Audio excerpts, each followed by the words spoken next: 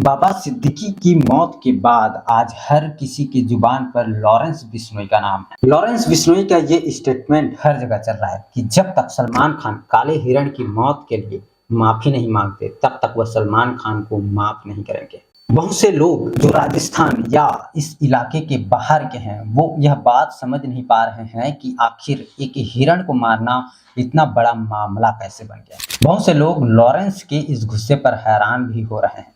Lawrence ने सही किया या गलत, हम उसकी डिटेल में नहीं जा रहे हैं, लेकिन हमारे व्यूवर्स के लिए ये समझना बहुत इम्पोर्टेंट है कि आखिर बिश्नोई समाज एक हिरण की मौत के लिए सलमान खान से आज तक इतना गुस्सा क्यों है। हो सकता है कुछ कामों के लिए मासूम जानवरों को मार देना उनके ट्रेडिशन का हिस्सा हो, लेकिन बिश्नोई समाज ऐसा है जहां जानवरों को इंसानों की तरह माना जाता है। यह एक ऐसी कम्युनिटी है जहां महिलाएं जानवर के अनाथ बच्चों को स्तनपान तक करवा देती हैं। बिश्नोई समाज के गुरु जंभेश्वर जी ने इस कम्युनिटी को ऐसे संस्कार दिए हैं कि ये लोग पेड़ पौधों की हिफाजत के लिए अपनी जान तक दे देते हैं। लेकिन इससे पहले कि मैं लॉरेंस बिश्नोई गैंग और उनकी सलमान खान से चल रही दुश्मनी पर आऊं, आप ये कहानी सुन लीजिए। यह कहानी आपको बताएगी कि आखिर बिश्नोई समाज के लिए हिरण या जानवर ही नहीं, पेड़ पौधे भी क्या मायने रखते हैं। राजस्थान में खेजड़ी का एक पेड़ पाया जाता है। यह एक ऐसा पेड़ है जो भरे रेगिस्तान में भी हरा भरा खड़ा रहता है। खेजड़ी का पेड़ भी बिश्नोई समाज में उतना ही पवित्र माना जाता है जितना कि काला हिरण। यह मामला है साल 1730 का। उस वक्त जोधपुर के महाराजा अजय सिंह को अपने महल के लिए लकड़ी की जरूरत पड़ी, तो उनके सैनिकों ने गांव में मौजूद एक खेजड़ी का पेड़ काटने चले गए। जैसे ये बात अमृता देवी नाम की एक महिला को पता चली तो वह पेड़ के आगे जाकर खड़ी हो जाती है। अमृता देवी ने सैनिकों को चुनौती दी कि अगर तुम्हें पेड़ काटना है तो पेड़ से पहले तुम्हें मेरी गर्दन काटनी होगी। सैनिकों ने अमृता देवी का गर्दन काट दिया। उसके बाद पेड़ को बचाने आई अमृता देवी की 3 बेटियों को भी सैनिकों ने मार डाला और आखिर में अमृता देवी के पति को भी सैनिकों ने मार डाला। आपको जानकर हैरानी होगी कि उस दिन उस एक पेड़ को बचाने के लिए 363 लोगों ने अपनी जान दे दी। बताइए दोस्तों कि दुनिया के इतिहास में आपने ऐसी कोई भी एक भी कहानी सुनी है जहां एक पेड़ को बचाने के लिए 363 लोगों ने अपनी गर्दन कटवा ली। शर्म की बात है कि आजादी के बाद इतिहास लिखने वालों ने औरंगजेब जैसे क्रूर शासकों का तो महिमा मंडन कर दिया, लेकिन उन वामपंथी मक्कारों ने आपको ऐसी एक भी कहानी नहीं बताई। अगर ऐसी कहानियां हमारे देश के बच्चों ने पढ़ी होती तो वो अपने लोगों की बहादुरी के बारे में जान पाते। आज के बच्चे ये समझ पाते कि बहादुरी का मतलब सिर्फ यह नहीं होता कि आप दूसरे राज्य पर कब्जा कर लें या आप मजहब फैलाने के लिए काफिरों की गर्दन काट लें। बहादुरी का मतलब यह होता है कि अगर एक पेड़ को बचाने के लिए आपको अपनी गर्दन तक कटवाने पड़े तो भी आप पीछे ना हटे। बहादुरी किसी को मारने में नहीं, बल्कि बहादुरी एक पौधे, एक जीव को बचाने के लिए अपनी जान तक दे देने में है। खैर, वीडियो में आगे बढ़ते हैं। लॉरेंस बिश्नोई का कहना है कि बचपन में जब उसे यह पता लगा कि सलमान खान ने जोधपुर में काला हिरण मारा है, तब से ही वो उससे बदला लेना चाहता था। जो लोग उस वक्त के बारे में नहीं जानते उनको यह बात बता दें कि यह बात 1998 की है, जब सलमान खान अपने को स्टार्स के साथ उस वक्त जोधपुर के आसपास में हम साथ साथ हैं फिल्म की शूटिंग कर रहे थे। तभी रात के अंधेरे में गांव वालों ने गोली चलने की आवाज सुनी। गांव वाले गोली चलने की जगह पर पहुंचे तो वहां पर उन्हें गाड़ी पर कुछ नहीं दिखा, लेकिन कुछ लोग सलमान खान को पहचान लिए, लेकिन गाड़ी को रोक नहीं पाए। पड़ताल करने पर पता चला कि उस रात गांव में 2 छिंकारा और 3 काले हिरण मार दिए गए हैं। मामले की छानबीन शुरू हुई। वन विभाग की टीम घोड़ा फार्म्स पहुंच गई, जहां सलमान समेत हम साथ साथ हैं के क्रू मेंबर्स रुके हुए थे। वहां काले हिरण के अवशेष मिले। 2 अक्टूबर को बिश्नोई समाज ने इस मामले में सलमान खान के खिलाफ FIR दर्ज कराई। सलमान खान की गिरफ्तारी हुई और उन्हें जेल तक जाना पड़ा, लेकिन हाथों हाथ उनकी जमानत भी हो गई। बिश्नोई समाज का गुस्सा इस बात को लेकर है कि आज इस मामले को चलते लगभग 27 साल हो गए, लेकिन इन 27 सालों में सलमान खान को इस मामले में सिर्फ 18 दिन ही जेल जाना पड़ा और ट्रायल कोर्ट से सजा सुनाए जाने के बावजूद भी वो आज जमानत पर है। हैरानी की बात नहीं है कि इसी के बाद 2018 में लॉरेंस बिश्नोई ने ऐलान किया था कि काले हिरण के शिकार के मामले में वो सलमान खान को जिंदा नहीं छोड़ेगा और पूरे बिश्नोई समाज की तरफ से उससे बदला लेकर रहेगा। मार्च 2023 में लॉरेंस बिश्नोई जेल से एक इंटरव्यू देता है। उस इंटरव्यू में लॉरेंस बिश्नोई बताता है कि मेरा बचपन से एक ही सपना है, सलमान खान को मारना। इसके बाद अप्रैल 2023 में भी रॉकी नाम का एक लड़का फोन पर मुंबई पुलिस को सलमान खान को जान से मारने की धमकी देता है। 14 अप्रैल 2024 को सलमान खान के गैलेक्सी अपार्टमेंट के बाहर से दो मोटरसाइकिल सवार लोग उनके घर की फर्स्ट फ्लोर की बालकनी पर फायरिंग कर देते हैं।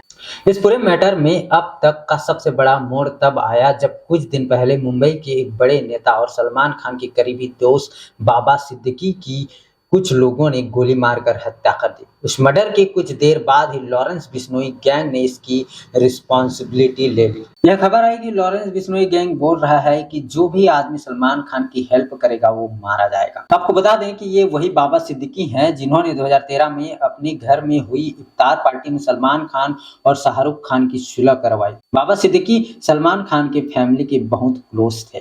वहीं सलमान खान की सेफ्टी मुंबई पुलिस के लिए सिर का दर्द बनी हुई है। सलमान खान लगातार पब्लिकली आने से बच रहे हैं। मुंबई पुलिस ने सलमान खान के गैलेक्सी अपार्टमेंट के बाहर एक चौकी भी बना दी है। सलमान खान की सिक्योरिटी में हर वक्त लगभग 40 के आसपास पुलिस कर्मी मौजूद रह रहे हैं। इस पूरी कंट्रोवर्सी के बाद बहुत से लोग ये जानना चाहते हैं कि भाई ये लॉरेंस बिश्नोई है कौन, और जो भी है आखिर वो इतना पॉपुलर कैसे बन गया, कि वो इतने सालों से जेल में बंद है फिर भी वो जेल से सिद्धू मूसेवाला जैसे बड़े सिंगर को मरवा देता है, बाबा सिद्दीकी का मर्डर करवा देता है, सलमान खान जैसे सुपरस्टार को धमकियां दे रहा है। लॉरेंस बिश्नोई इतना पॉपुलर कैसे बना, इसे समझने के लिए पहले एक बार यह जान लेते हैं कि आखिर लॉरेंस बिश्नोई इतना बड़ा गैंगस्टर बना कैसे। तो ये कहानी शुरू होती है 12 फरवरी 1993 को, जब लॉरेंस बिश्नोई का जन्म पंजाब के फाजिल्का में हुआ। लॉरेंस एक क्रिश्चियन नाम है जिसका मतलब होता है चमकता हुआ सफेद।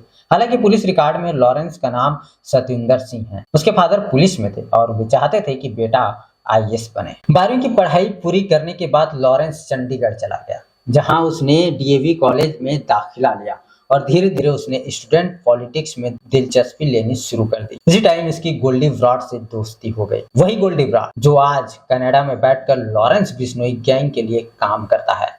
लॉरेंस ने 2011 में कॉलेज इलेक्शन लड़ने के लिए student organisation of Punjab university के नाम से एक पार्टी भी बनाई थी, लेकिन लॉरेंस अपना पहला इलेक्शन ही हार गया। इस हार के बाद लॉरेंस को काफी इंसल्टेड फील हुआ, जिसके बाद उसने एक रिवॉल्वर खरीदी और उस गैंग से भिड़ गया जिसने उसे इलेक्शन में हराया था। कुछ मीडिया रिपोर्ट्स की माने तो कॉलेज टाइम में लॉरेंस की एक गर्लफ्रेंड थी। आपसी रंजिश में दूसरे गैंग ने उसकी गर्लफ्रेंड का मर्डर कर दिया, जिसके बाद लॉरेंस पूरी तरह से क्राइम की दुनिया में आ गया। आगे चलकर लॉरेंस की दोस्ती संपत नेहरा से हुई। संपत पुलिस इंस्पेक्टर का बेटा था। लॉरेंस, गोल्डी और संपत ने मिलकर पंजाब के साथ साथ हरियाणा में अपना एक क्राइम सिंडिकेट बनाया। इसके बाद लॉरेंस शराब माफिया, ड्रग स्मगलर और बिजनेसमैन से फिरौती मांगने लगा। 2012-13 आते आते उसने अपना घर भी छोड़ दिया। 2014 में लॉरेंस बिश्नोई को राजस्थान में अरेस्ट करके भरतपुर जेल भेजा गया था, लेकिन एक पेशी के लिए मोहाली ले जाते टाइम वो पुलिस कस्टडी से भाग गया। 2016 में लॉरेंस को फिर से अरेस्ट कर लिया गया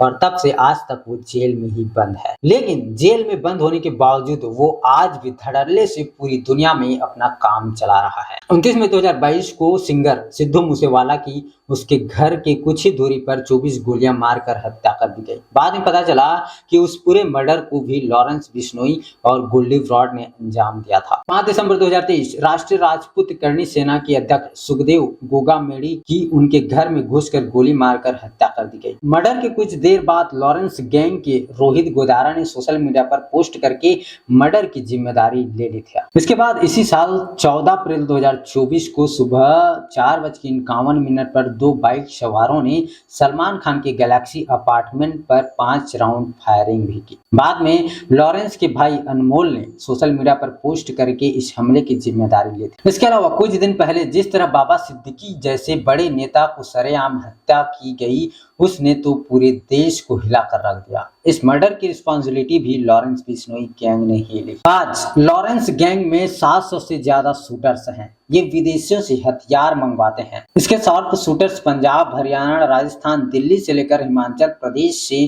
काम करते हैं और उनका नेटवर्क पूरी दुनिया भर में फैला हुआ है। यह गैंग गोल्डी ब्रॉड के थ्रू कनाडा से ऑपरेट करता है। गैंग के कई मेंबर्स कनाडा, UK, US और दुबई में रहते हैं। इन देशों में लॉरेंस गैंग को फंडिंग मिलती है। यह पैसा हवाला के जरिए भारत आता है। Lawrence Bishnoi gang social media पर बहुत पॉपुलर है। आज लॉरेंस का नेटवर्क लोकल और इंटरनेशनल लेवल पर इतना मजबूत है कि वो जेल में बंद होने के बावजूद पूरी दुनिया में कहीं भी क्राइम को अंजाम दे सकता है। यही रीजन है कि सलमान खान को मिल रही उनकी धमकियों को पुलिस बहुत ज्यादा सीरियसली ले रही है। सलमान खान को लगभग अंडरग्राउंड होकर काम करना पड़ रहा है। इस पूरी कंट्रोवर्सी के बाद ऐसे भी लोग हैं जो लॉरेंस को एक क्रिमिनल की तरह देखते हैं, वहीं ऐसे भी लोग हैं जो लॉरेंस को हीरो मान रहे हैं। उनका मानना है कि कम से कम सलमान के केस में लॉरेंस तो गलत नहीं है। वो ये गिनाना नहीं भूलते कि जिगारा के शिकार से लेकर हिट एंड रन केस तक सलमान खान के नाम भी बहुत से क्राइम है। हमारा मानना है दोस्तों कि किसी भी सिविल सोसाइटी में सब कुछ कानून के दायरे में होना चाहिए,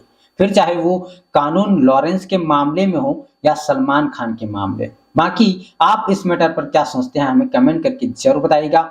आप लॉरेंस बिश्नोई को लेकर क्या सोचते हैं? इस केस में सलमान को कितना ठीक या गलत मानते हैं ये भी जरूर कमेंट करके बताइएगा।